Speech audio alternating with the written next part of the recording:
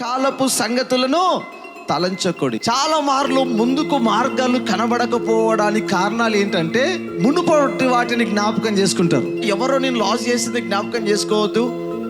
ఏం జ్ఞాపకం చేసుకోవాలంటే దేవుడు చేసిన కార్యాలను మాత్రమే జ్ఞాపకం చేసుకోవాలి. ఇప్పుడున్నట్టుగా అదే సమమైన రీతిలో నీ జీవితం ఉండదు.